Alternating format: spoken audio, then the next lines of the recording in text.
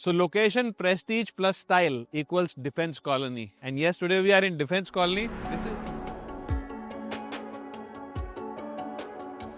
This is one of the most popular colonies in all of South Delhi, and for some very, very, very good reasons. Number one reason, look at this park. It's so nice, you know. So this is the Sukoon Park where we are recording this. This is the best park of defense colony. There are houses around it. But even where there are not houses around the parks, the lanes are very nice. Defense colony में पतली गलियां नहीं है. You know, they are like nice big roads. Now when you think of a mindset कि यार यहाँ पे लोग किस तरह के हैं और यहाँ पे जेंट्री कैसी है और यहाँ पे, तो क्या होता है कि जहाँ पे खुली सड़कें होती हैं वहाँ घर थोड़े से महंगे होते हैं, वहाँ थोड़ी जेंट्री भी यूजुअली थोड़ी सी बेटर आती है, you know.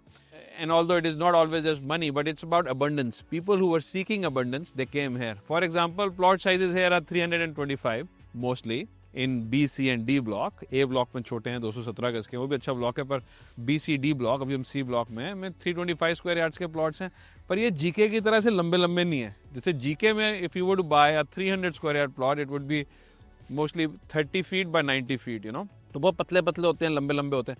यहाँ पे फ्रंट है 45 फीट का, तो बहुत चौड़ा हो जाता है. ठीक है, तो घर के अंदर लाइट बहुत आती है, घर का डिज़ाइन बहुत अच्छा निकलता है, और ये 325 गज और ये बहुत महंगा है जीके से. मतलब जीके में अगर 300 स्क्वायर यार्ड्स का you have to pay about 20 crores extra to buy a house, like a full house in defense colony. Even for a floor, similarly, you have to pay maybe like 50% extra.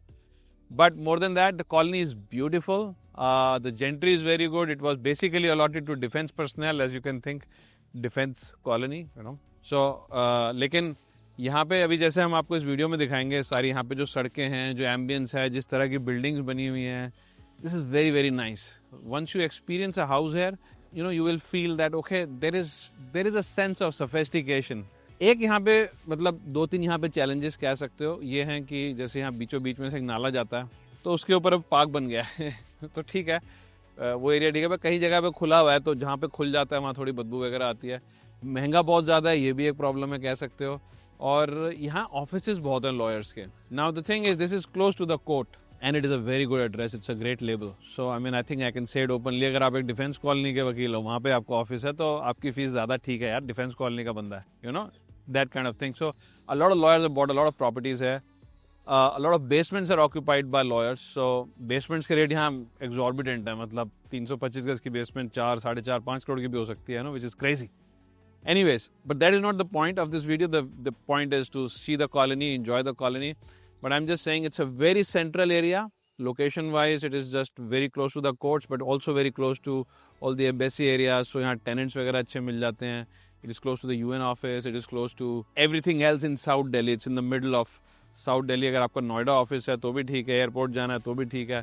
और इसका लेबल बहुत अच्छा है. दिल्ली वाले यहाँ लेबल चलता है, ठीक है ना. So if you live in defense colony, it's considered very nice. एक बहुत बड़ी प्रॉब्लम है कि यहाँ बड़े घर नहीं है.